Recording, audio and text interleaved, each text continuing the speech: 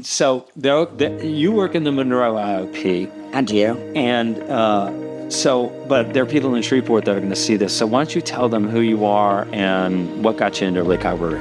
Okay, so my name is Paula Tucker.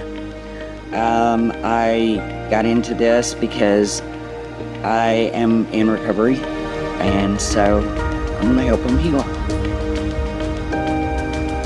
When you're dealing with them from an IOP standpoint, where are they in their emotional regulation and emotional awareness even?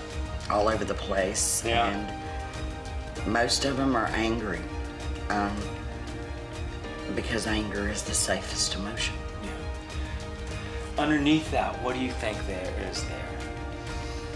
Hurt, depression, sadness, shame, guilt, abuse, And fear. I think. fear.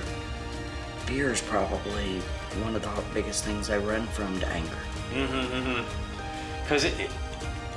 Because fear makes you feel so helpless, and that makes you feel angry because you don't want people to see you helpless or vulnerable.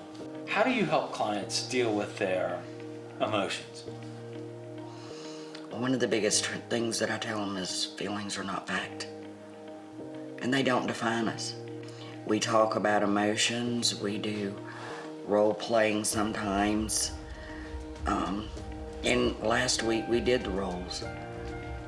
We did the roles that, that attach us to the unhealthy emotions. Like I'm a scapegoat because I'm timid and I don't deal with my emotions, and I hide. You can get through them. You can deal with those feelings, the emotions. And there may be times that those resurface, but you know what? The hardest work is done. Yeah. Well, I mean, it's just showing up.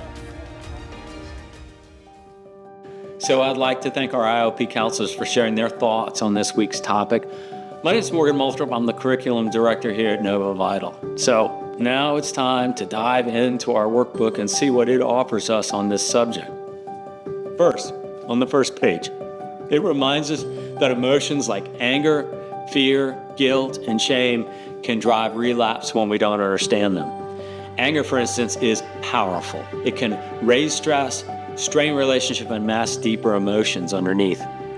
But anger is also a signal. It's pointing to pain, fear, or hurt that needs attention. So there's a case study about Alex's anger that shows us how unprocessed emotion can fuel addiction and how learning to face that emotion becomes part of recovery itself. Next, let's look beyond anger and beneath the anger. So when we look beneath the surface, we find other things. We find the fear, we find the sadness, we find guilt, we find shame. When we pause to ask, what else am I feeling underneath this? Then we gain some insight, we gain some awareness. And that awareness breaks a cycle of reaction and relapse. So name it to tame it. Feelings aren't facts. Stay curious. Then the next page is our version of the Wheel of Emotions. This colorful chart helps us put names to feelings, because when we can label emotions more precisely, like frustrated, rejected, or proud, we can gain control over them. Now, the group activity invites you to share a story about one feeling you've experienced recently, because talking about emotions helps us connect, and connection is what heals.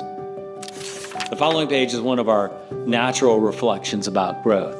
These photo pages invite you to think about relationships, the paths we walk together, and the obstacles that sometimes block our way. But last, not least, emotional awareness projects. It's time to write about a time that you were angry and what was really underneath it. Or maybe you can create a peace collage, images of words that represent calm and safety. Create a short guide of your top 3 coping skills when emotions get overwhelming. Or reflect on your path in recovery and what obstacles you've already overcome. Remember, emotional awareness isn't about getting rid of feelings, it's about learning from them. And when we name what we feel, we take back our power. When we talk about our emotions, we turn isolation into connection. So, here's our reflection question for this week. What emotion have you been avoiding? And what might it be trying to teach you? Y'all have a great week full of wonderful emotions at Nova Vital.